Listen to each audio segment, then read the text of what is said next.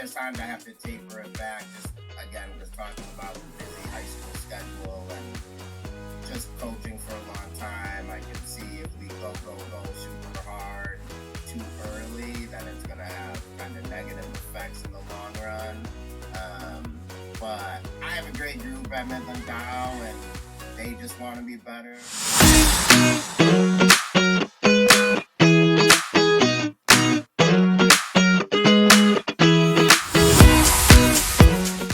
Good afternoon and welcome to the Reflective Coach podcast with Coach Luca. In this episode, I welcome American-based coach Spencer Sandow. It was great to speak to Spencer about his role as an assistant coach, his pursuit long-term of being a head coach and how this may look, about his experiences, about working in the US, how talent differentiates across different states and how the game looks variously different across America, which has been reaffirmed by many US coaches that we've had on the podcast. And it's been great to hear his insights, what he wants to pursue long term, and how this may complement his role as an assistant coach and being the best assistant coach that he can be, and then how he goes about sourcing staff in terms of his expectations from the experiences that he's had within that role, and what he would expect and what he would like and what they would like them to bring. It was great to look at the combination of wanting to be a head coach, looking at that current role of assistant, looking at how this may align your motivations, your long-term outlook, how you consistently reapply yourself, how you continue to support the team, what you may want to implement long-term, how this affects your philosophy, how you may build upon that philosophy, how you may want to go forward, how you may adapt things, how you may look at player recruitment, player support mechanisms. And it was great to talk about whether Spence has the interest of going abroad, which he said about some kind of interest, and in the quick fire questions at the end said about who you would unfortunately like to manage, which was such a shame in terms of that answer. But we spoke about the difference in terms of coaching middle school, high school, men's teams, and how this wide range of coaching experience complements one from each other and provides that transitionary period between each, providing him to have that all-round collective experience within that role of a coach, of how he can support players on and off the field, implementation of ideas, how he retains players, how he supports them, how they, again, in terms of recruitment, how he supports that transition between coming from an outside to inside, how they support the players and understanding the systems, the ideas and support. The differences as well, and how that's important, especially in terms of the education of the players, how you go about recruiting them, whether they're able to step up, whether they're able to perform, how you may support them away from it in terms of allowing them to develop their education, develop their understanding, whether they've been coached in certain ways, and this is a consideration because if they've been coached in certain ways and then they're going into the men's level, then they may not be prepared for it, and then you have that dropout rate, and you want to increase that retention rate and players commit to the game long term. So it's about giving them that key support. But when you are recruiting players, it's just having that open-mindedness, that awareness of the way they've been coached, the way that they've been brought up, their education, the way that they may be affected, that they're going into a new group, relationships, social boundaries, and so much more, which sometimes we're too particular in what we expect from players, but it is not as easy as that. It is so much more which we really have to consider when actually watching a player. We looked at and reviewed the opportunity of intensive periods and how this may look, that periodization and spreading out games over a course of time to take off that intensity, certainly off the players, off the team, off the coaching staff, how you then prepare for games coming up, looking at those periods, what may be in use of support off the field, how players may have their downtime, how coaches especially have downtime as well, because as Spencer said, he is recruiting, he is coaching, he's travelling, he's going to the convention, and he's constantly non-stop. So I talked to him about the importance of actually having that downtime and switching off and just being on the Xbox and being on that party chat and just chatting to people about things that aren't to do with soccer or football and coaching, and just actually switching your mind off. And that's something that I'm trying to do a little bit more myself and try and get away from this, and just to look at the Xbox again and just go, do you know what, I just need an hour or a couple of hours just getting back into it and switching off things, and just actually utilising my time to have some downtime for myself as well. We looked at ideas, implementation, as I mentioned earlier on. We looked at stating different approaches, different environments, understanding the players and supporting them. It was great to speak to Spencer. He was full of life, full of energy, non-stop smiling. I really enjoyed speaking to him. I hope everything's going well, Spencer. But this is Spencer Sandow on the Reflective Coach podcast. You can find the podcast on Spotify, YouTube, Anchor and Podcast Addict, as well as Twitter and LinkedIn. On Twitter, it's at TRC Podcast _. It is the Reflective Coach Podcast everywhere else. I'm Anthony _Luca 96. Drop a like, drop a follow, drop a subscribe, leave a comment. It is really appreciated. I hope you spend the time enjoying these episodes as much as I. For this week's episode, it's Spencer Sandow. Enjoy it. Afternoon. Hey, how's it going? I'm good. You okay? Yeah, I'm good. Good. Nice to see you. Yeah, nice to see you. Nice to meet you. Yeah, likewise. How's your week been? Pretty good. Yeah, it's been a busy week, but it's been good. I'm glad it's the weekend. Oh, tell me about it. It's been a real hectic week this week. Yeah. Honestly, getting back into the swing of things, I feel like everything's just sort of come back so quickly, and it's like, right, Christmas bump, New Year, gone, and then we've just got back into it as if that never happened. That's yeah, and I was just at convention last week, so yeah, it was kind of an adjustment, not working for 4 or 5 days, and then getting right back into it. Yeah, because a lot of the American coaches that I've spoken to said they were going to that convention and that it was up and coming, it was something to look forward to, and it generated obviously quite a lot of interest, and obviously it's something to really look forward to, especially for coaches and players, because you get to travel to it, networking, and it just seems like one amazing event nationwide. Yeah. Oh, yeah, it's good. This is my 4th year going, and I look forward to it every year. And there's a lot of people that I've met at it, and there's some people that I only see at the convention every year. So it's a cool opportunity just to network and then, see those people that I only get to see once a year. Of course. And when you go to that convention, does it cost for you as a coach to go then, or? It does. I guess for me personally, every year I've been able to get it paid for. So a couple of years, the school that I worked at has paid for it. 1 year I won a scholarship.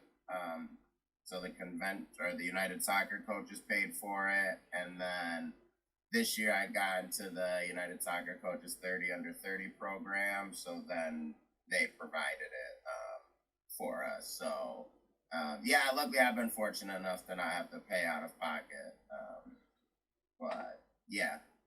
Yeah, and that's great because they've introduced something similar in here in Wales. So you have to go to the national conference every 3 years to get so many CPD points to extend your certain licenses here. So it's slightly different to that convention as such, but it's sort of similar there in terms of that we have a conference, and it's a great way to network with coaches, and we have a dinner, and then the Wales manager comes and does a speech, both the male and female managers, and some of the other professional coaches, and some of the ex-pros. So it's quite a good conference to go to. Expensive, but I really enjoyed going this year. Quite an intense 2 days. But it's slightly different to what you do, but I feel that we're going in the right direction with it, and I know that I came away from that weekend feeling really inspired and wanted to change into full-time coaching the next day, because we don't have as many full-time coaching opportunities here in Wales as compared to the US, for example. But when you go to that sort of thing, you really want to do it full-time then, if you're not already doing it. Oh, yeah. Yeah, it's always good to go to those conferences and things, because, like you said, everyone always feels refreshed, and the colleges always start up like right after the convention, so everyone's always tweeting about how they're ready to get going with their teams for the spring season. So it's really good to experience those wherever you kind of live and what the country provides. Absolutely. In terms of the players themselves, obviously it could be life-changing in that sense, because you might go and spot a player who could be 4 hours away or 10 hours away, and they could end up moving to your college or however it works in that sense. And it's an amazing opportunity to showcase and pick up on the talent there. And that's a great way of opening up talent across America, which is fascinating from the outside to look into because, as I said, it could be life changing, or suddenly you've seen unseen talent which might not be as big on their socials or might not be as well known, and you've had that opportunity to pick them up, for example. Oh yeah, yeah, it's good, and yeah, they bring in teams every year to kind of do the field sessions at conventions. So yeah, it's really cool seeing the kids, and it always rotates cities. So sometimes a younger team might be there, and if it's back in 3 4 years and they bring back the same team, then they're older. So yeah, it is cool from that aspect too, to get to see the players and seeing the presenters get to work with the different teams while they're at convention. And then you develop that skill set in the meantime as well, because you're essentially a coach, and also you get to see players every day, and you know what you're looking for in terms of the college program and what your preferences might be, and also you get a greater insight when your contact with players is day to day. But when you're talent IDing, is something different because you're analysing the game. You might be analysing the player, how they're walking onto the pitch, and everything else, and you're essentially changing the way you look at the game from coach to maybe analyst to a performance scout to a college coach to how this might fit in with the educational program. So there's so many different skills for you to fit in, and I know that some coaches I work with don't like to be talent ID scouts, and some talent ID scouts don't want to be coaches, whereas you get to do that all-rounded scope of things. Yeah, and all the roles that I get to do. But yeah, especially in college, it's a lot of recruiting. It's a lot of coaching as well. So yeah, you kind of, especially at the college level here, you get to do a little bit of everything to help make your program go. And when you select players, then obviously they might have a scholarship, or they could pay to go to college. At times, you then, if you offer a scholarship, for example, are you competing with then another college for if you want a really good player, and then they might be going right negotiating a better deal with one college compared to another? Does that sort of happen? Yeah, it definitely happens for sure. I mean, a lot of the schools you're competing against in your area and your division, there's different levels. So some schools have athletic scholarships that they can give. Some don't have athletic scholarships that they can give. But yeah, for sure, the players will definitely get offers and kind of negotiate, or just let coaches know that it might be cheaper for them to go to another school. Can you do anything more if they really like your university? And for some players, you're able to come back and give them more, see what you can do. And for some, it's kind of sad. And, if a player goes somewhere else, then you just kind of got to look elsewhere. So, yeah, recruiting can be hectic at times for sure, just with all the moving pieces that are a part of it. Absolutely, and as you say, there are so many moving pieces, and then so many players showcasing their talent on these weekends and showcase conferences, and the competition from all the other universities, colleges, and the scholarship programs, and there's so much going on within that pace, and obviously players traveling nationwide, coaches likewise, and then you're identifying players really quickly. Then you might be trying to get them in quick, and it could be that tight frame to try and negotiate to get a player in or get an offer out.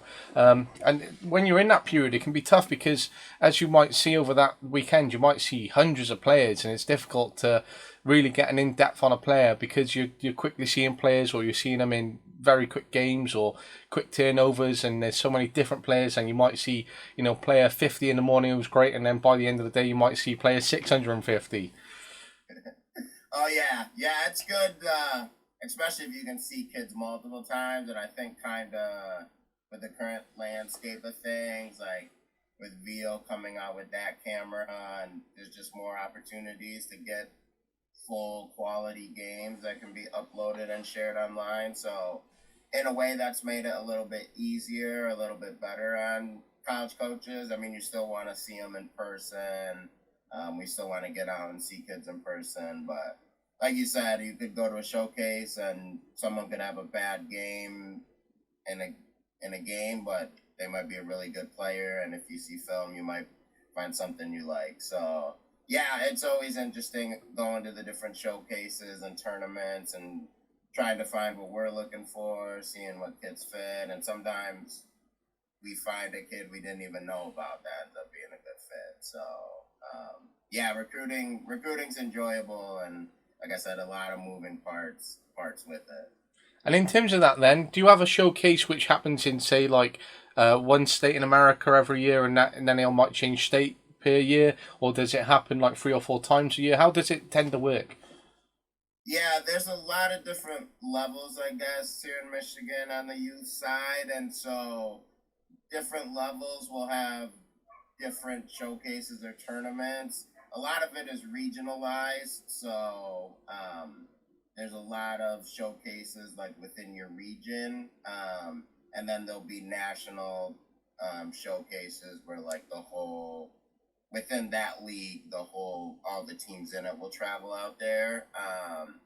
Those tend to be like the national events tend to be in like warmer places. So we've gone out to California before, Florida for some national events.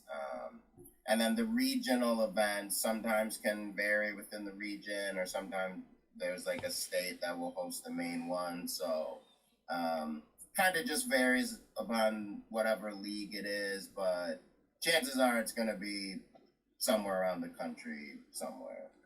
And it's fascinating because obviously then there's so many tournaments, so many different showcases, and there's a lot going on in America. And obviously you have so many different colleges and high schools which offer different programs, and you have such a big geographical location whereby when you are having a lot of colleges offer athletic programs and that investment, it's fascinating and interesting because then there must be such a wide geographical area across America whereby there's a lot of different uh, venues to play at and lots of different surfaces to try and keep games on throughout the year, I suppose.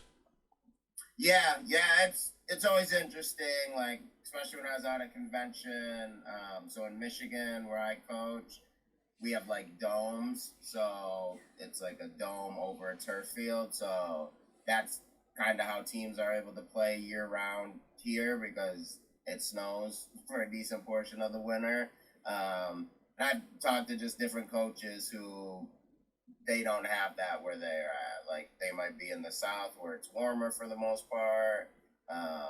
Even some places told me they don't have any indoor facilities and it still gets pretty cold for their training. So they said they wish they had some kind of dome like we have here in Michigan. So yeah, there's so many kind of different opportunities and levels for these youth players and high school players to play at, and every state kind of works a little bit different too. So it is kind of funky or trying to figure out how to manage all the different environments and when kids are playing and where they're playing. But it's good to kind of figure it out. And once you get doing it for a couple of years, it kind of makes sense, especially for the areas that your school tends to recruit at.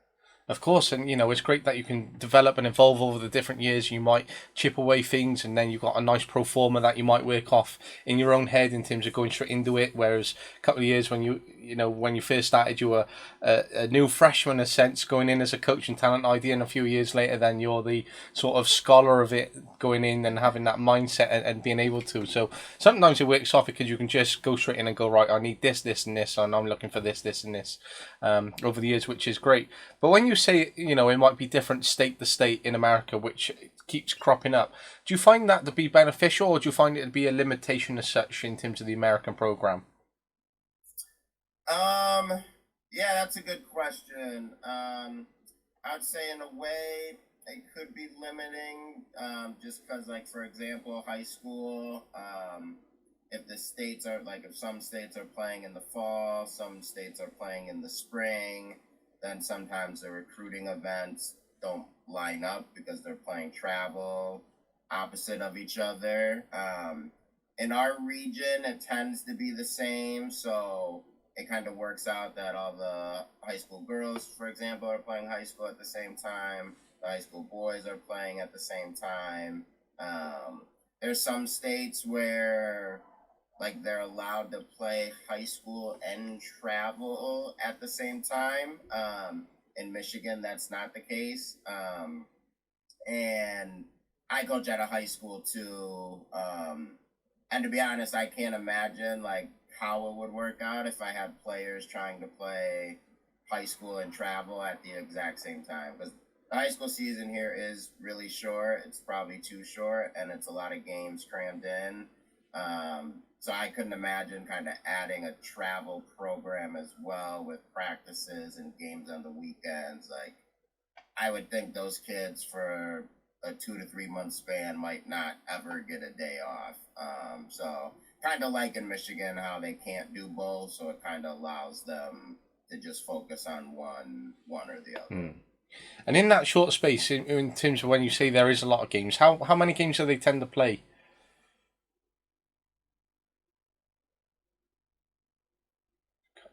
We tend to do two per week, and then one typically on the weekend or on a Friday. So we'll have conference games every Monday, Wednesday, and then we'll schedule non-conference games on the Friday or the Saturday. So obviously, if you're going a Monday, Wednesday, Friday, there's really no time to train. So a lot of the training we do at the high school level and ideas is done during tryouts and before the season really gets in the thick of it. And then once the season starts, it's really just managing everything, because there is 3 games a week most weeks. Even if you don't have 3 games in a week, you don't want to push super hard. So it's a lot of just managing the minutes, the games. But we do a good job, I think, at the school that I work with, because we're not always playing 3 games in a week. So we try and make sure that we're peaking or getting ready for the playoffs at the end of the season. And in terms of that then, when you have, say, that intense period where you might have a lot of games and then you might have to implement ideas and strategies during game and really highlight those things, did you find that difficult then, or do you find it more of a benefit to try and work in an intense period and then go off the back games, or would you prefer to have spread it out and then have more contact in terms of training and then highlighting things that way? Which one do you prefer, for example? Yeah, I think it would be nice to have a little bit more training time. I think something the first year we really didn't do too much film, just because of COVID and there was still a lot of restrictions. But in the second year, we were able to meet in classrooms as a group. So like we implemented, like we had film every Thursday of every week. So we would look at the Monday conference game that Thursday. So that was super helpful, just to physically see the ideas and be able to talk about them. So even if we weren't able to work on things at 100% go, we could still work on it at a good level as well as see it on film. And I know a lot of my girls said they love the film sessions, like they wanted to make sure we keep doing them this year. So yeah, I don't know. I think it would be beneficial to train more. But I think kind of with the constraints and where we're at, I think we make it work for what we're kind of given. And it's great that you make it work in that sense, and it's great that the girls have realised it that and want to take it on board next year.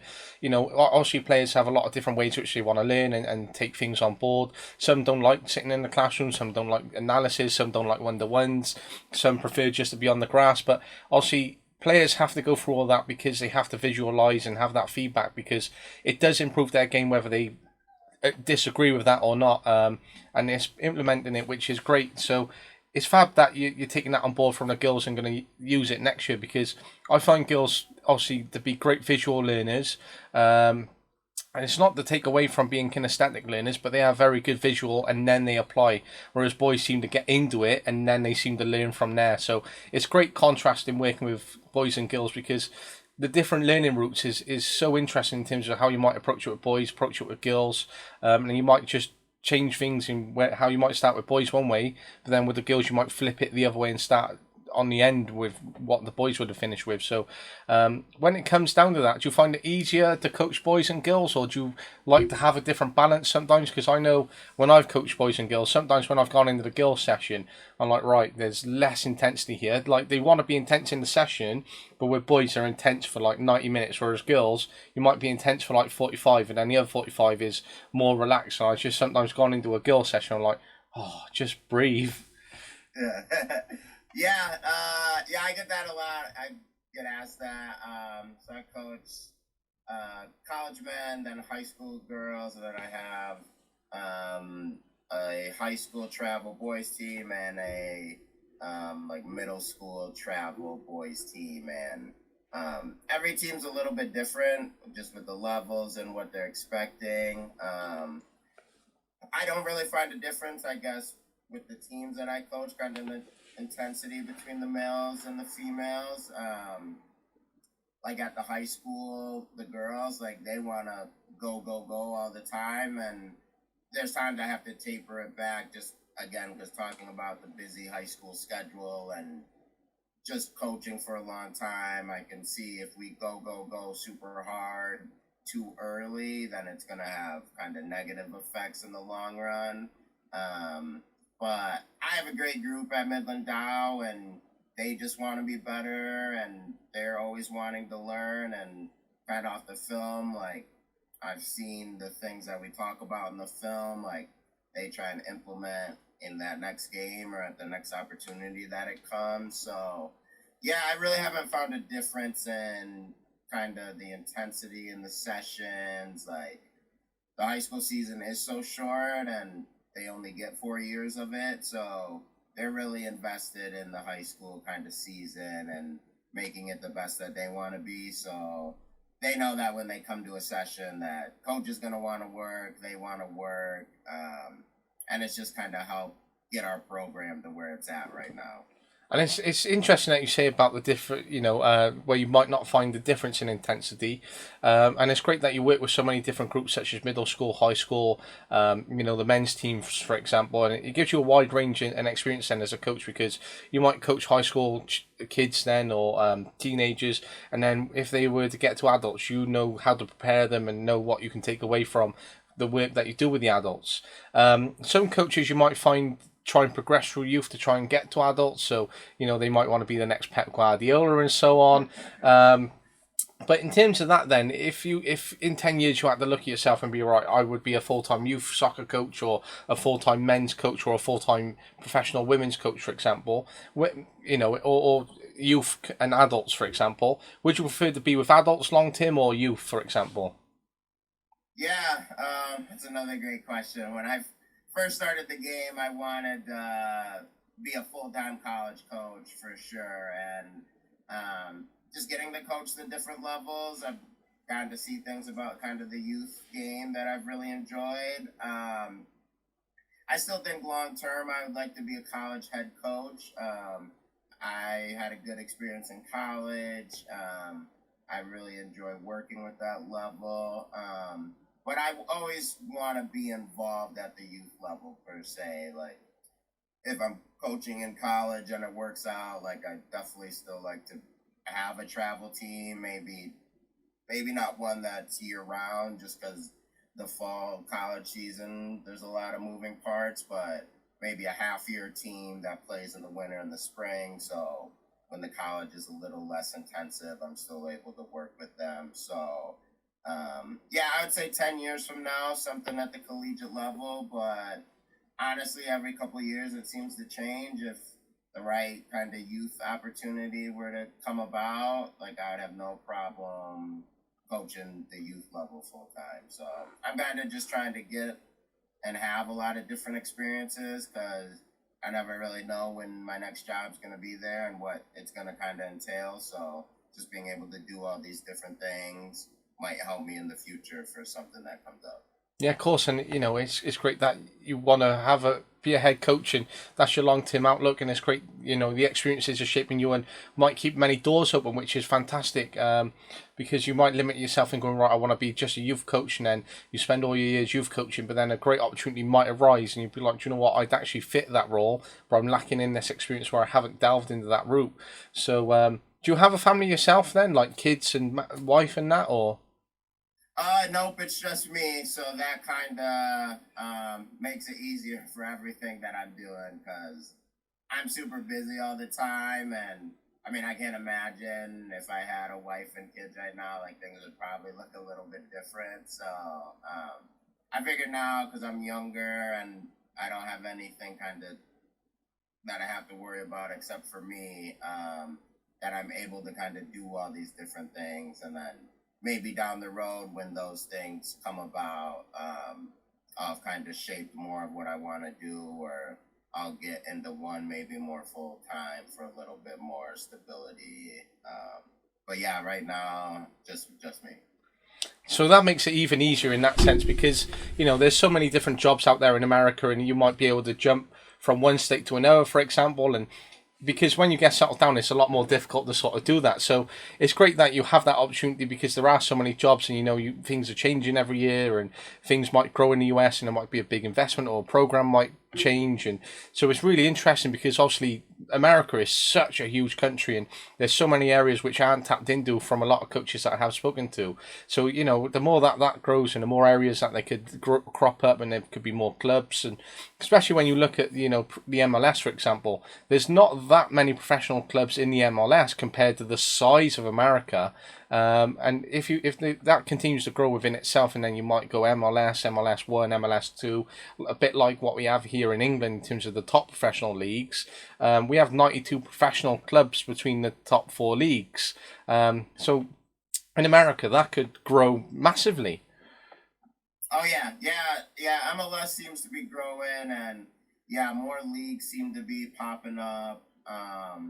So yeah, you never really know where your next opportunity could be. So I think just being ready to potentially move, or just having different experiences, is just gonna allow you to be, I guess, more prepared. And like you said, something might come up, and you might have done something that makes you qualified for that job. So yeah, definitely right now, just trying to keep all my options open and just kind of see what's potentially out there in the future. And that's great. And when it comes down to it then, do clubs sort of go, right, say, let's for example, LA Galaxy, would they go, right, let's have an academy and then try and get a scholarship program for players? Or do they tend to go, right, we might go to this university, this college, and then pick players that way? How does that tend to work in America? Yeah, a lot of them have academies that their players can go to.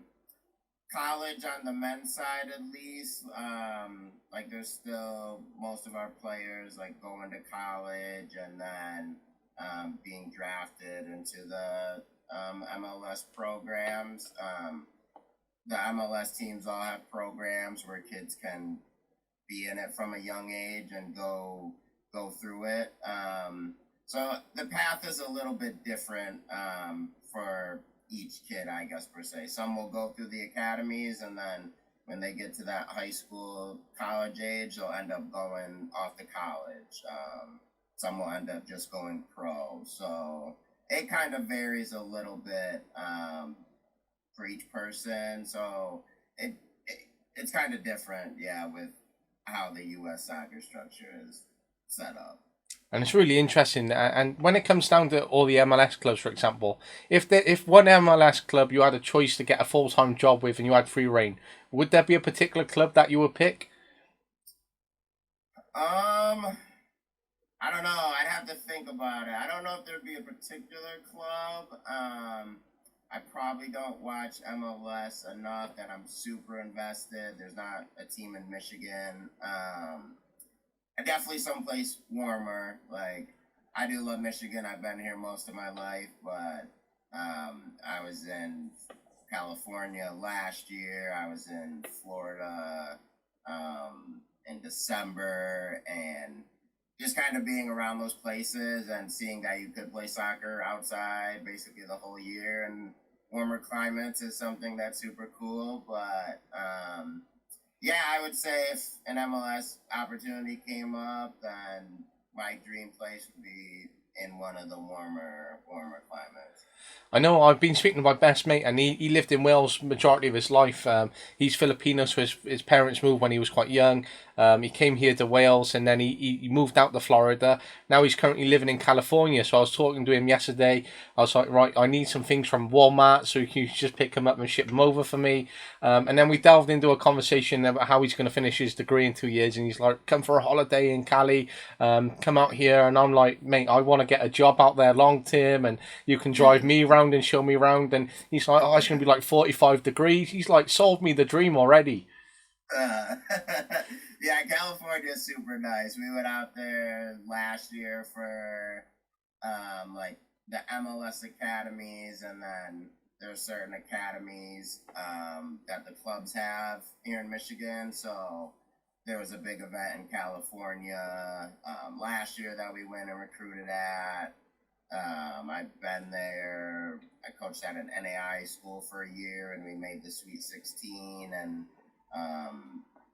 the Sweet 16 and the rest of the rounds were hosted out there in California. So yeah, California is definitely a nice place. So you definitely have to go out and visit your friend and see what it's all about. Absolutely, I know he keeps tempting me because this, as I said earlier, it's so tough to get a full-time job unless it's more who you know rather than what you know here, and there's a lot of push for ex-pros here to get jobs, and it becomes quite saturated then in terms of the market. So in America there's a lot more full-time jobs or a lot more opportunities, which has been fantastic. And I know I was talking to someone last week and she said that she only went over to play on a player's scholarship, and 10 years on she's living in America and would never look back to going to the UK. And I'm like, I could get a full-time job in terms of the license I have in America, and I'm like, do you know what, I'd love to go, just because the game is growing and it's just so exciting to see what is growing in America and the direction it's going in, and how many different high schools there is, colleges, the amazing athlete program in terms of the high schools and colleges out there, which is just so interesting. And then away from soccer itself, then you've got baseball, then you've got American football, then you've got basketball, you've got NFL, and it's just like some of these most amazing sports, which are, you've got like 4 or 5 national sports in America, for example, and it's like just wow, so amazing. Oh yeah. There's a lot of different sports, which kind of leads to a lot of different opportunities for players. So I'd say there's a lot of players that like play multiple sports. So yeah, there's a lot of coaching opportunities too here. And again, you kind of talked about the different levels. Like they're always looking for coaches, like at the college, youth, and at the high school level. So there's a lot of different coaches. I know a lot of coaches who some are full time in one area, some are kind of like me, part time in a couple areas. But it's really neat. And I just started coaching high school or at a high school a couple years ago. And when I first started coaching, I never thought that I would do that. And then once I got the opportunity, and I've done it for 2 years, like it's been a super great experience. So there's things that I didn't even think I'd be doing that now I'm doing, and it's just awesome and cool to see as a coach. And when you say that, then did you happen to plan out and go into coaching and be like, right, as a 16, 17, 18-year-old, go, right, this is my career, I'd like to go into coaching? Or did you happen to fall into it? Or how did you get into the coaching world? Yeah, when I was I did a little bit in high school, as just like volunteering, and then when I went to college, there were a couple college coaches at different schools that I just thought did a really good job with their programs. And then as well, seeing the different coaches at the colleges that I played at, like not even just like the men's and women's soccer coaches, like the other coaches, like I thought it was super cool that they were getting to coach like as their job, and that's how they were making a living. So kind of throughout like my last couple years in college, I was like, I think this is something I want to try. And then the school I played at, the assistant coach, he got a head coaching opportunity in Wisconsin, and he got hired like in May or June of that year, and I just graduated in May. And so he needed an assistant, and I needed to give this a try if it was something I wanted to do. And the school paid for my master's degree too, so I was a graduate assistant there. So kind of from there, I did it for a couple years, and I enjoyed it. And I was like, I told myself that I wanted to do it, give coaching a goal of 10 years full time, like as my main income. And then after 10 years, I would revisit if that's what I wanted to do, or if I wanted to do something else. But yeah, I think I'm on year 7 or 8. And honestly, as of right now, I couldn't see anything changing and doing a more traditional job. Like, I love what I do. So, yeah, that's kind of how I got into coaching. Just kind of the right opportunity came open with someone that I knew, and just got started.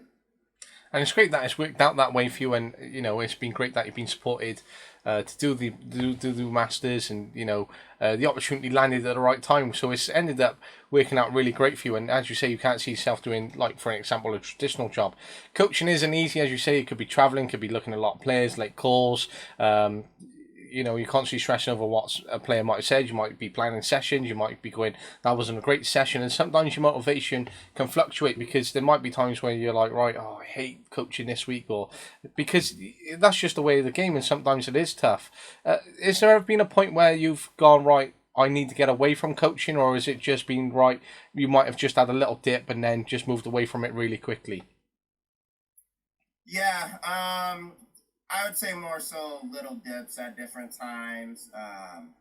Just with the amount of teams that I coach, there are times that it gets to be a lot. Like, the fall is especially heavy, and the spring is extremely heavy.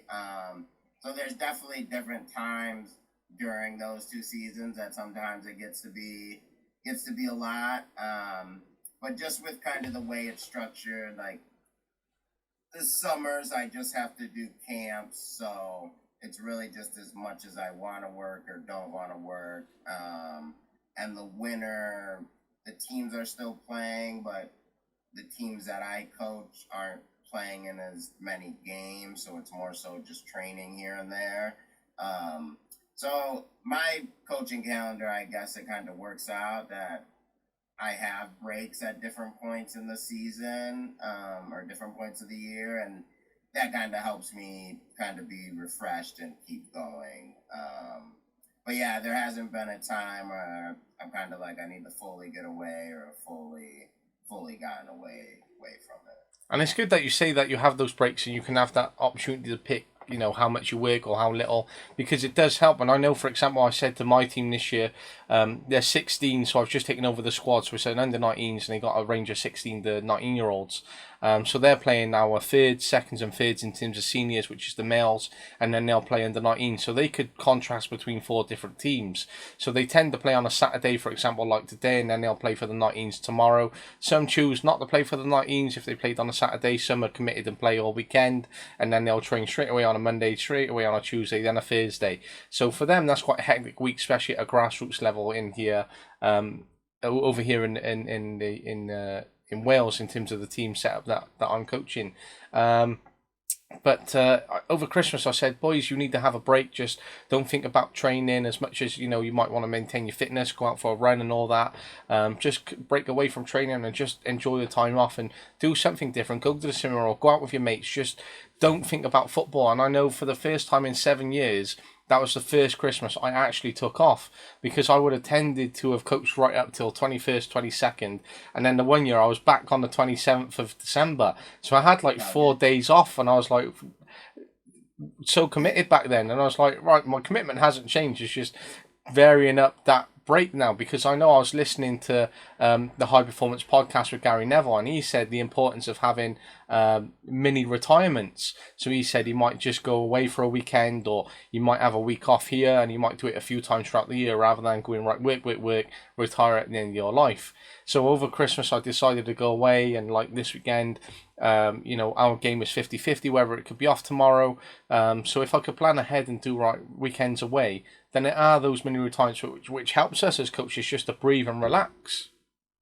Oh yeah, especially when we talk about kind of players burning out. But definitely it's like that for coaches sometimes as well. And I've talked to different coaches, and yeah, I kind of like that mini retirements, or just times that you can kind of put in breaks. And there'll be times like I'll try not to look at my phone on the weekend, or I'll say that I'm not going to answer any recruiting emails until the Monday. But yeah, you definitely have to make sure that kind of you're energized as a coach and doing what you need to do, because the team ultimately will take some sort of form of what you're like. So if you come to trainings and the games and no energy and super down, like chances are it's gonna rub off on the players. So everyone's got to do kind of what's best for them and how they stay kind of engaged and energized. But yeah, it's important. I think we're kind of in, I don't know, a time maybe where people think you have to be busy or doing something 24/7. And yeah, I mean, it's good to be busy and doing things, but you also got to be taking care of yourself and working in breaks and just taking time away. So it is a tough balance to figure out, but I think especially as coaches, you got to find that balance, because if you don't, chances are you're gonna burn yourself out. Of course, and as you say there, that burnout can have a real impact on us, and it's important to have that. So, what do you tend to do as like a breakaway or just to switch off from things? Mhm. Yeah, like I said, there'll be some weekends here and there where I'll try not to answer any recruiting stuff. Save until the Monday. Um, there's a group of friends that I played with in college. We all kind of live all over the state of Michigan, all over the country. We play Xbox with each other, so there's times that just dedicate an hour and a half here, play some video games with my friends. I look at the phone. I wish I did kind of travel more, just weekend, go get away, go somewhere. I've been traveling a lot lately, or a decent amount lately, and I like traveling and seeing different places. So I think that's something I'm going to try, whether it's this year, maybe in the future. Trying to just get away and go visit and see other places and things. But yeah, nothing like super major for me, just trying to do little things here and there. And a lot of it is just trying not to look at my phone for an extended period of time. But whether it's high school travel, college, there always could be something that I could be getting to right then. So I think it's just finding the times of being able to put your phone away for 24, 48 hours, and just allowing yourself to stay refreshed. And it's great that you say that, because sometimes I'm like, right, I could really do without my phone, and I wish I didn't have it. So also, I carry it, if someone needs to get hold of me, or in work, or parents and family, that kind of thing. But like some days, like, you know what, I could actually do without it, and I'm more than happy just to leave it on the side and not get involved with it, because it can be so detrimental. I know late at night an email might come through, and I'm like, I have to reply to that. But I've started to get in a point where I'm like, right, just don't even look at the emails till tomorrow. Because you just need that downtime. You need to get away from it. And sometimes someone says to me, why don't you watch football games all the time on the telly? I was like, sometimes I just need to come in from coaching and not watch a game. So I just need to go and have that hour on the Xbox, or just watch an hour of YouTube, just something just to chill out a little bit. Because, it is such an intense environment all the time. Oh yeah, it's a lot. And I mean, I'm a United fan, so I definitely try and watch those games. But yeah, to be honest, like, I don't watch a ton of like MLS, and I probably should.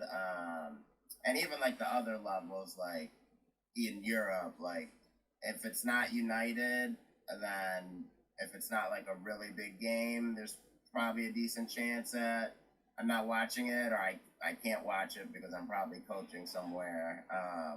But yeah, you definitely gotta sometimes just like de-stress. And I mean, we'll play FIFA on Xbox, but like sometimes I just won't even want to play FIFA, just because again, it's still soccer. Like, it might not be a team that I coach, but it's getting away, but not necessarily getting away. So yeah, I think it's important, whether it's reading or just to have other hobbies outside of coaching, because it is unique, where it's a job most people probably love and have experienced it your whole life.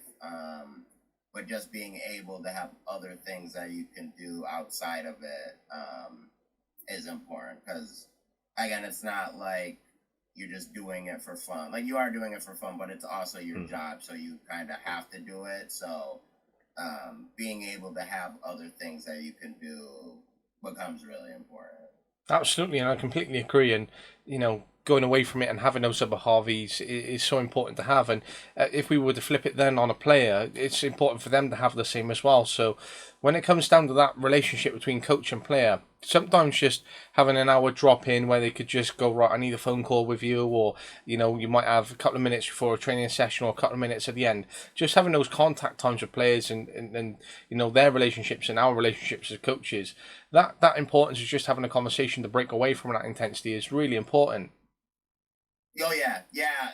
It all comes down to balance, and I think too, for sure, if there's times that I know I'm not gonna be like around my phone, like I'll make sure either to let the other coaches know or kind of let the players know. And of course, in an emergency or something, like we're gonna drop and answer and get to what we need to do. But yeah, it's just important to keep that line of communication kind of open. And I would assume most coaches kind of have that with their players, that they know that they can contact them pretty much at any time and we'll be there to help them out. But yeah, it's definitely important for us to just be able to get away sometimes. And 'cause like you said, you might be in bed late and you see an email, and do you really have to respond to the email right then? Like, you might want to, people might want to, but you can get to it the next day or the next day, and like it's still gonna be okay. So yeah, it's just trying to find that right work to life balance. Absolutely. And when it comes down to it, and we go back to the grass, and you are then coaching, how do you typically set up or deliver a session? So, do you typically have then a warm up, an arrival activity into a warm up, then into a technical, then into a game and a cool down, or do you start with a blended practice, or do you do a whole part whole? How do you tend to typically deliver a session? Yeah, I would say at Dow High, our sessions tend to be kind of the same format. Typically, it happens right after school or pretty close to right after school. So I always try and do some sort of like fun game to kind of activate the mind and kind of get ready, kind of that we're in soccer now. And then it's pretty similar to some sort of technical activity. To kind of introduce what the topic might be, then into a smaller sided game to get those ideas, then into a larger sided game. When I first started coaching, that's kind of how like the model was, like a technical activity to a small sided activity to a large activity and then to the game. So I would say my sessions for the most part are structured like that. If I see something we need to do or change something, then I might tweak it a little bit. Like practices, like the Tuesday practice kind of tends to be the same. It's always a little bit lighter. It might not follow that structure. We'll always end the session with a small sided game that we do just to make sure that we're competitive and kind of make sure we're in the right frame of mind for the next conference game the next day. So yeah, the structures kind of stay the same for the most part, but at times I might have to deviate based on how the game went. Like sometimes we'll play a really tough conference game, so then if we play a tough conference game on the Monday, the Tuesday will have to be pretty light before the Wednesday conference game. But there are some conference games for us that are really easy. So if the Monday ends up being an easier one, then Tuesday we might work a little bit harder and prep for the Wednesday game. But again, it's all kind of figuring out the players and what they kind of need and what they're at in relation to where we are on in the season. So yeah, practices I'd say for the most part are structured the same, but will change here and there depending on where we're at in the season. And typically, then, do you find yourself to be a very technical heavy coach, or a very technical heavy, or a technical or a psychological heavy? Which one? When you say you are coaching, if you were to reflect on it, what would you say you would tend to cover the most in a session over every session over a year? Yeah, I think technical for sure. I think the teams that I coach are pretty technical, and I think that's a huge aspect of the game, and especially with the way that my teams want to play or they say they want to play, like possession based tends to be a lot. So you have to be technical if you want to be a possession based team. So I think really I know there's a lot of coaches who don't like technical activities, and I think there's ways to make them kind of really good and helpful in the session. So I think definitely the technical side of the game is something that I really like. And I think kind of the mental side of it as well. Like the season, especially for high school, is draining. It's a lot in a short period of time. So just finding different ways to try and stay engaged and stay refreshed, I think is something that's important, because ultimately at the end of the year, the end of the season, like every team goes into the state tournament and every team's trying to win a state championship. So you're trying to make sure that your team's kind of peaking or at the right level as you get towards the end of the season to try and make a push as far as you can into that state tournament. And then that's important then when you optimize and get that periodization correct then, because, you know, as you say, you're trying to prepare them in terms of trying to win those state championships and trying to prepare the team for the end of the year. And the great awareness that you have is that the players will be tired by the end of the year. So it's just how you can support them in terms of that mindset, because I was speaking to a friend who's a really good coach, and, you know, we see set piece coaches now being employed by Liverpool and City, for example, and he says in 10 years he reckons there could be full-time psychological coaches. So as much as we have psychologists, etc., he reckons that there are going to be psychological coaches who are going to be on the grass full-time, to get in to support, you know, your tactical, and to be on the grass a little bit more. So it's a really interesting concept in terms of how the game might continue to evolve and change. But it's interesting, and it's great that you recognise that the players need that, because, you know, some coaches think, right, you're going to have 3 weeks off between maybe June and July, and then we're going to start pre-season end of July. I'm like, what? We just got back into it. And I remember when I was coaching an academy over here in Wales. So I was coaching the pre-academy and then the other academy team. So the pre-academy stopped. Oh, no, sorry. The academy team stopped. And by the time they stopped, the pre-academy came straight back the next day. I was like, but for us as coaches, where's our break? Yeah, yeah, it's crazy.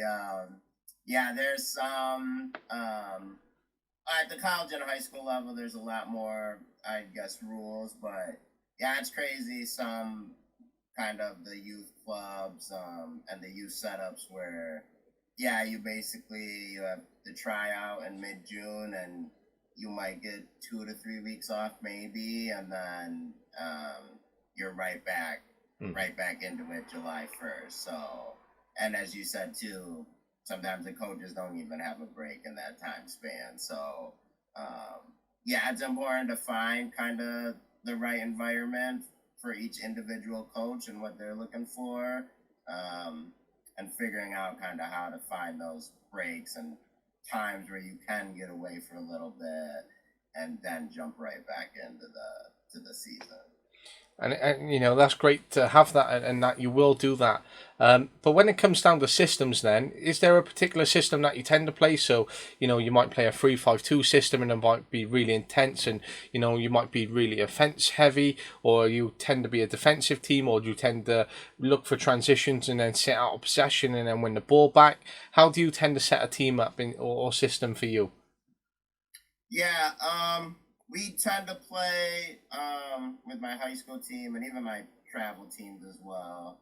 A 4-3-3. I like teams to high press. I don't like to sit back and kind of defend and absorb pressure, because I think that's tough. And if one thing goes wrong, then the plan is out the door. At Midland Dow, we are fortunate enough to be one of the better teams in the area, and I would say majority of the schools that we play were probably considered the favorites, or at least pretty close to each other. So I don't really feel as if we need to sit back and kind of defend and absorb pressure. Obviously, defending's important, but I would rather defend from the front and do it higher up the field, because the closer you win the ball to the other team's goal, the less distance you have to travel to score goals. So I think it's important to try and win the ball higher up the field. And I would say wing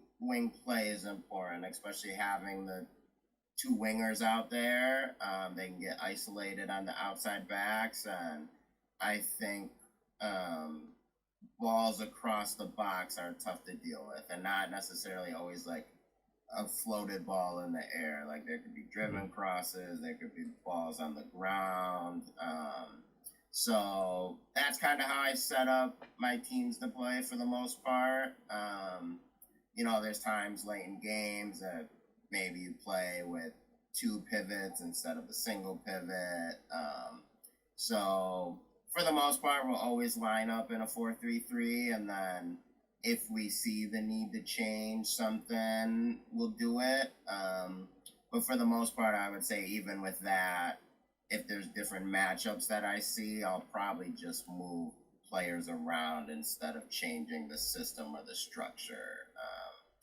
Because again, we only get limited time to train, so I don't want to necessarily pull out a bunch of different things and different formations. Like, if we can kind of get on board and know what we're doing, then it also makes it easier, because then like the JV team, like, they know what the varsity team's doing and is expecting.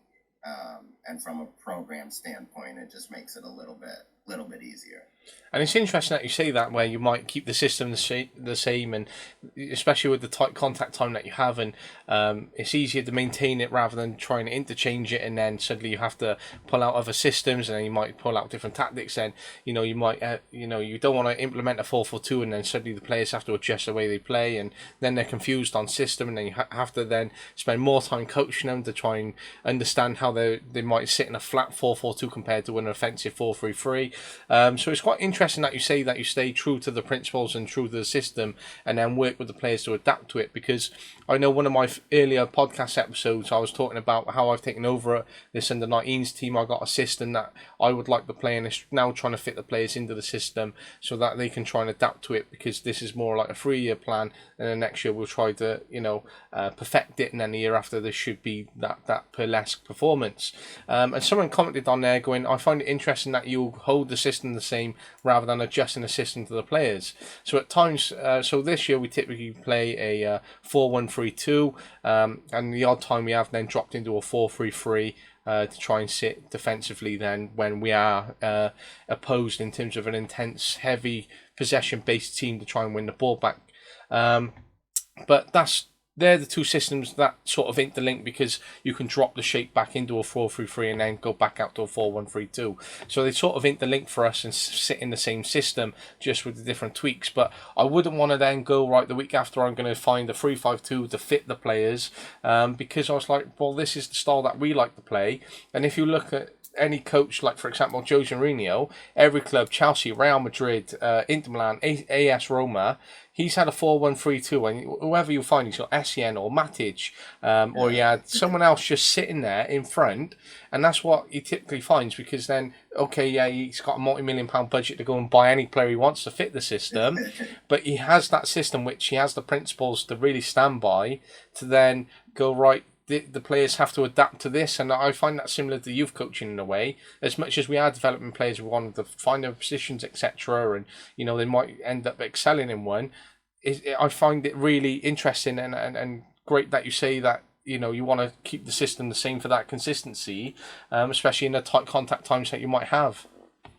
Yeah, and I think especially high school, like at the program, just kind of having a program level, like, I think if I was changing things often, it would become confusing, and kind of when I first started at Dow, like, we were a pretty young team, so I think that kind of helped too. Like, I was able to kind of be like, all right, this is what we're going to do for the future. We had a ton of sophomores, so they're now seniors, so they know what to expect. And my JV coach too, like, we see the game pretty similar, and so he plays the same formation, has pretty much the same, maybe not every same principle, but it's very similar principles. And so that way, when girls, whether it's pulled up during the season or pulled up for the playoffs, or if they make the team the following year, they kind of know what to expect. And again, even girls that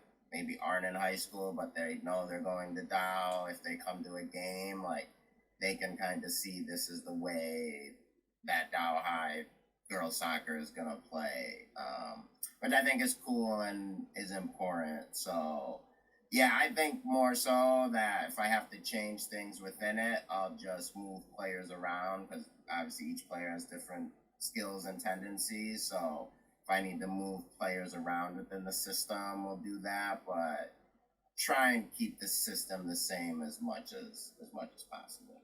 And when it comes to that system, also you've had a lot of different experiences, and you've been an assistant coach to someone who's employed you, and in terms of that, and you know, you might at times be dictated to in terms of the college system, but over the years, what has influenced you to develop the way that you would like to play? Has it been the college system, or has it been finding your own ways over terms of the coaching loads of teams, or has it been by watching and, you know, picking up different parts? What's mostly influenced your way of playing or style?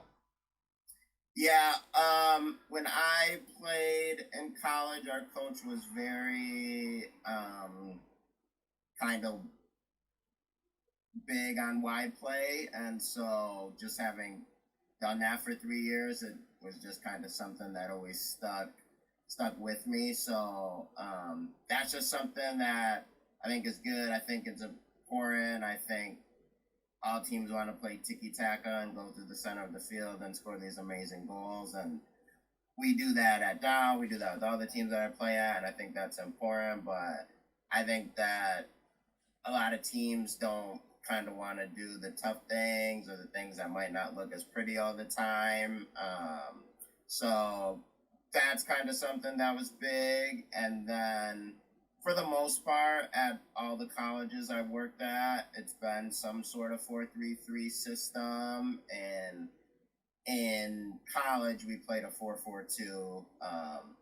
And I like having three midfielders. And I guess in college, there was a lot of times it'd be like a 4-4-1-1, like one of the strikers would drop down to give that three in midfield. But just with the trends and the way teams were playing when I first started coaching, a lot of teams played three in the middle. So I just think it's important to, I guess in a way, match what they're doing, instead of trying to go two strikers playing next to each other and then you're a little bit exposed in the center of the field. So I've just been a huge kind of proponent of the 4-3-3 and kind of what I've seen different teams do, what the colleges that I've been at have done, and then just kind of taking different things from different coaches that I've seen to kind of implement exactly how I want that 4-3-3 to look. And then when you go to implement a 4-3-3 or system with, you know, maybe a new set of players, how would you go about, you know, starting off a new system or integrating a new system into a new bunch of players? What would be the first steps you would take? Yeah, since pressing is really important, we kind of start with pressing, not necessarily from a team standpoint, but in smaller groups, maybe groups of three, because again, you're going to have three kind of in your front line, you're going to have three in the middle, obviously you'll have four in the back, but kind of get those kind of pressing, kind of how to press, when to press, kind of get those tendencies, and then kind of from there you can do bigger things. So you see it on a smaller scale. Now we see it on a big scale of when to press, where to press, how to press, and kind of get that defensive kind of how we want to do things. Because, again, we can't just be pressing all over the field and just giving up goals galore and trying to score a ton of goals. So kind of getting those pressing and defensive tendencies set, and then kind of from there working from the attacking standpoint. Like every high school season, the first session is 1v1 and like 2v2 defending, like just starting with the basics and working on the defensive side of the ball, and then working through that to then transition to the attacking side of the ball.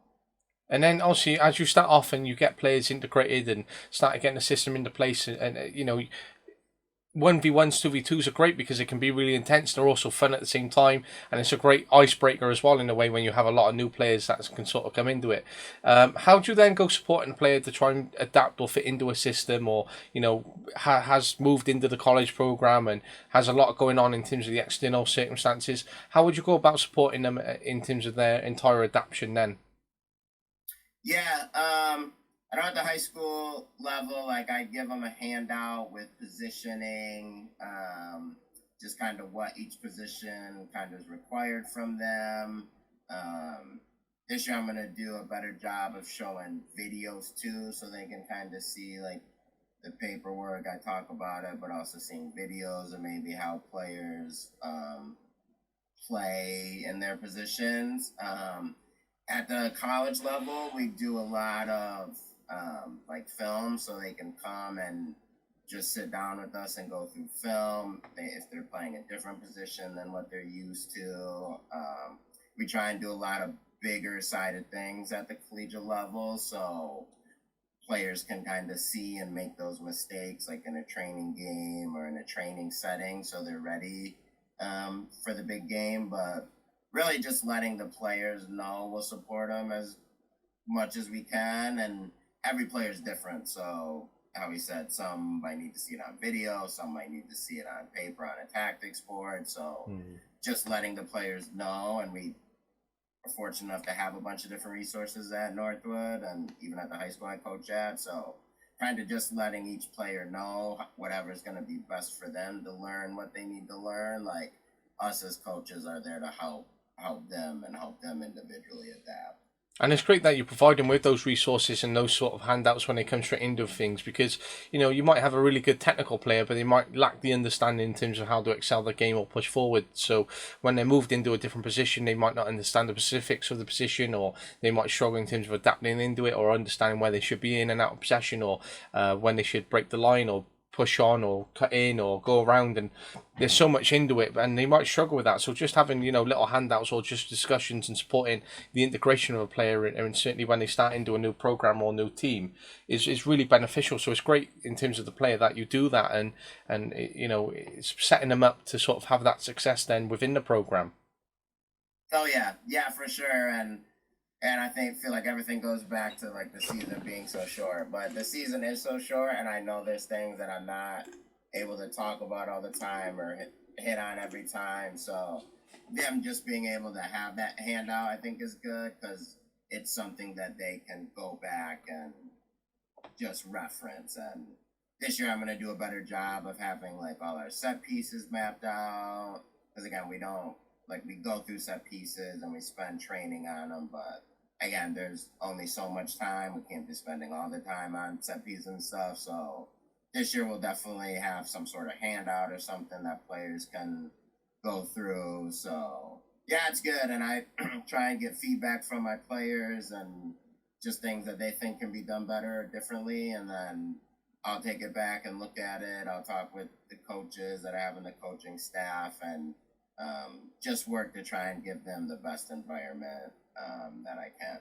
And it's great that you seek that feedback and want to work cohesively with the other coaches to, try and continue to implement systems and a structure that's going to benefit them, such as, preparing set pieces and being more organised in that. Because, sometimes giving that continuity to players and just having that platform where they completely understand what's expected from yourself, understanding what's expected of each other, and they can go into a game more organised because they have been set up that way, can really take some of the pressure and intensity off before going into the game, knowing that they're calm, knowing that they know the game system, and then you're more prepared than a team who might not understand their set pieces, and then it just helps create that dynamic and environment then during practice, but then also when you're in that game situation.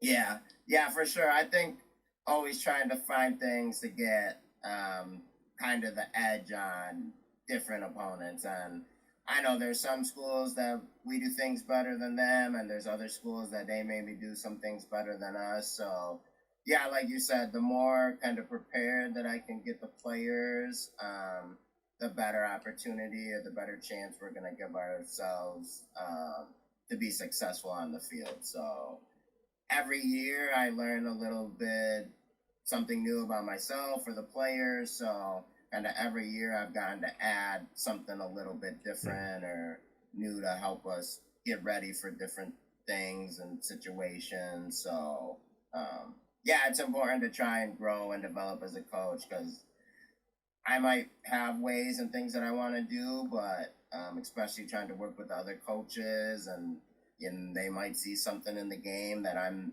might not be seeing. So I'm fortunate enough at the college level and even at the high school level where I have like the staff that I picked, that I have people that I can trust and work with and help myself and help the teams grow.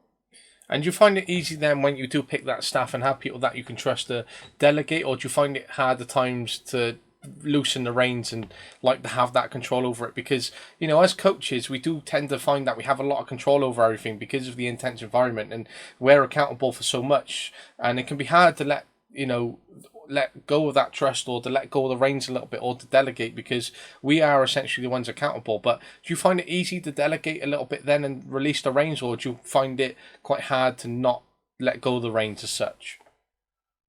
Yeah, I would think. I guess I'd have to ask my assistants, but I think I do a pretty good job of like delegating.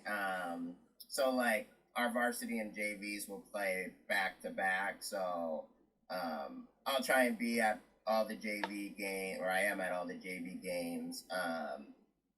I try not to say too much, like, and let the JV coach do it, but he'll ask for feedback. He'll ask me to say some things sometimes at halftime, like for the varsity games, like he's at all of them. Like he knows that he can speak freely to me during the games. Like I'll let him say things at halftime.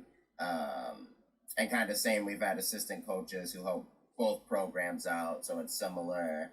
I think, especially from a training standpoint, it's important to have hear a different voice and maybe hear things from someone else. So it varies a little bit exactly how that looks, but I'll try. Me and the JV coach, like, we'll flip sometimes and run the first 15-20 minutes of the opposite person session just so the kids are getting to work with a different coach. Like I have an assistant coach who works mainly with the varsity program, and I'll try and let her just take the first 15-20 minutes, 25 minutes of a session every once in a while, just so they're getting something from someone different. And again, I was kind of in their boats at different times being an assistant coach, so I just want to give them the opportunity as well to continue to grow and develop as coaches. So yeah, I think I do a good job, and I definitely try and seek their input and give them opportunities to have their spin on things as well. And it's great that you give them that delegation, that you support them, and you know they got that trust to take sessions, and you want to support them so they can get what's out of it. Because you know, relating it back to your experience as an assistant, and some people you might find they're fantastic assistants and happy to be an assistant. So, for example, I know Joe Giorino again has an assistant who's been with him everywhere. He has stepped out to be a manager at some point, but majority of his career he's been happy to be that assistant.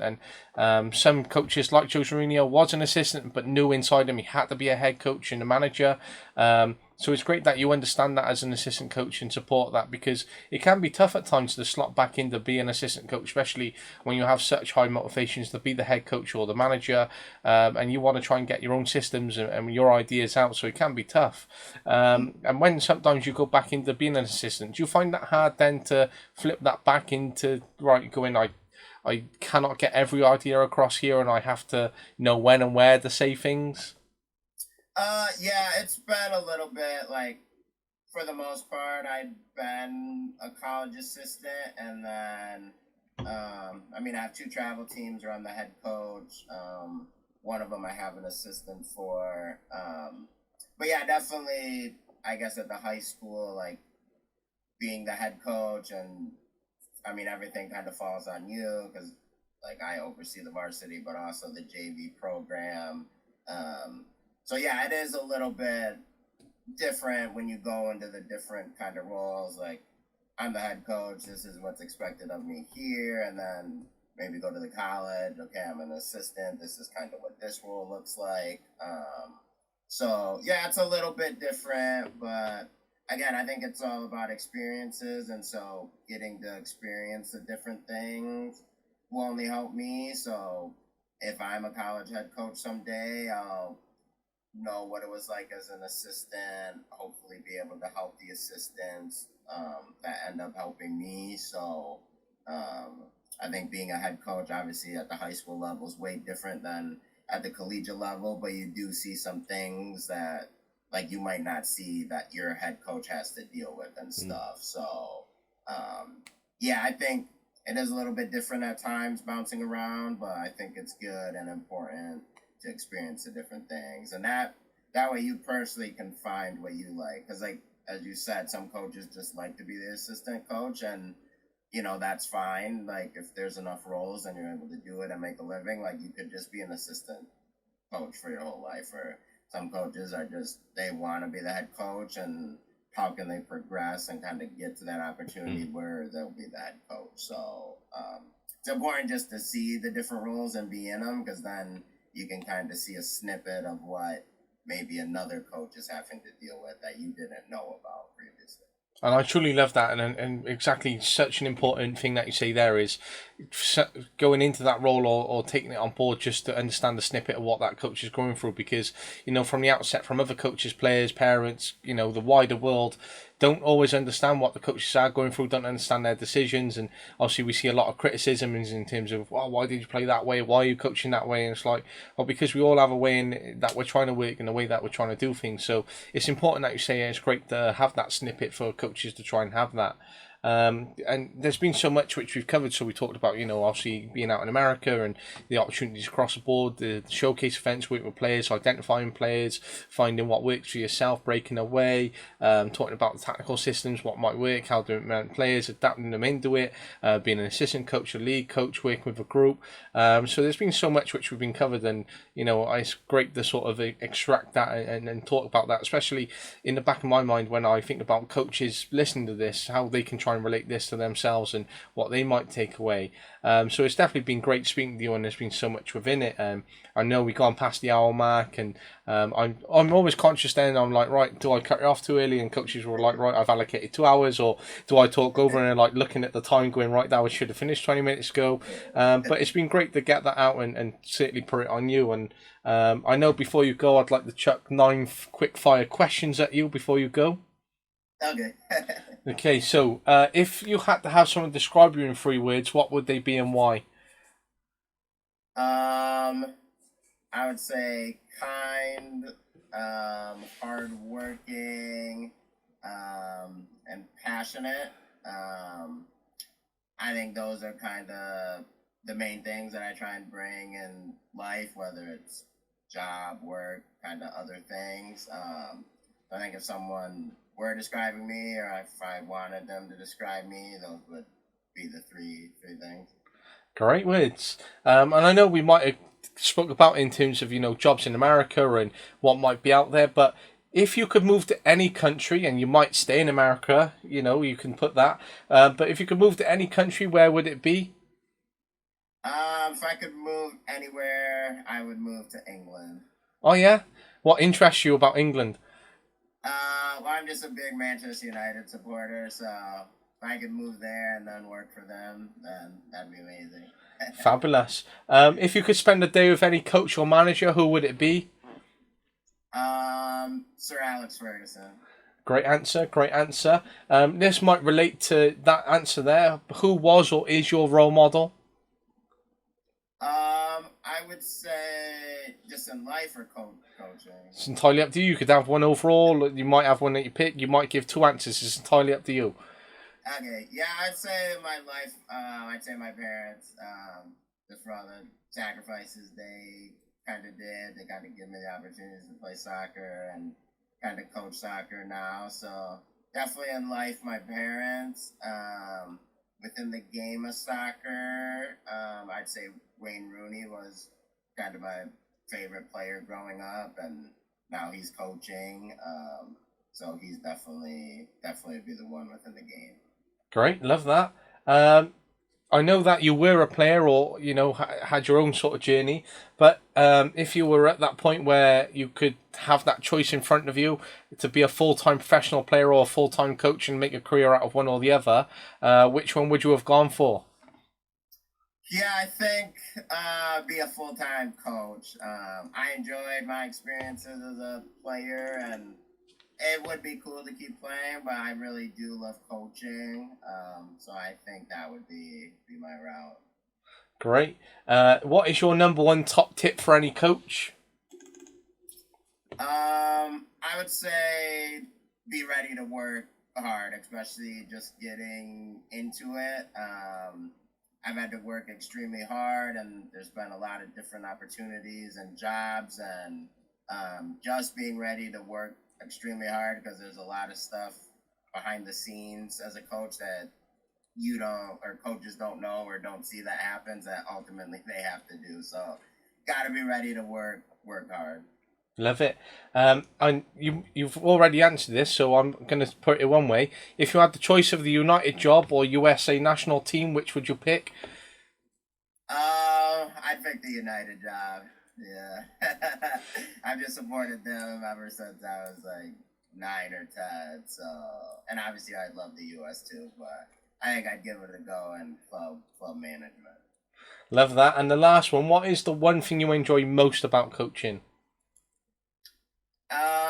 I would say connecting with the players, like just getting the coach at all the different kind of levels and teams, like just getting to connect with them on different levels and being able to see them later in life, whether it's get married, graduate, ace a test or something, like just seeing those things kind of happen off the field, as well as on the field, I think is super rewarding as a coach. Excellent. And well, that wraps up an amazing, hour and bit.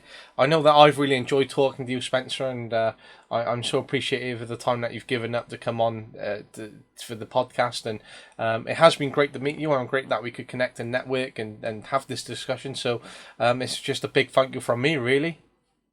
Yeah, thank you. I appreciate it. Yeah, it was good to get on and kind of talk about different experiences, kind of hear about the things you've been doing and looking to maybe do in the future. So, yeah, no, I appreciate you taking time out of your day to do this, and it was a good opportunity. I'm glad we were able to connect. Definitely pleasure, and well, I hope to keep seeing everything on socials, and congratulations on 30 under 30, and well, definitely keep in touch over socials, but hopefully come across you one day in the US. For sure, yeah, that'd be awesome. If you ever, when you get over here, let me know, and we'll see where I'm at. Maybe we could definitely connect or something. So, yeah, no. I appreciate it for sure, connecting. Amazing, no, but have a great rest of your weekend, and see you soon.